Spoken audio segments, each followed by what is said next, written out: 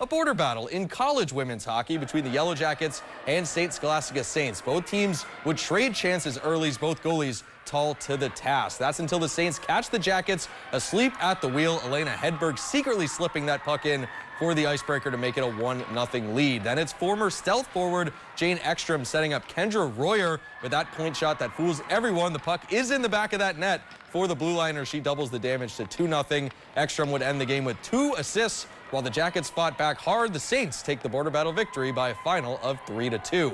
And still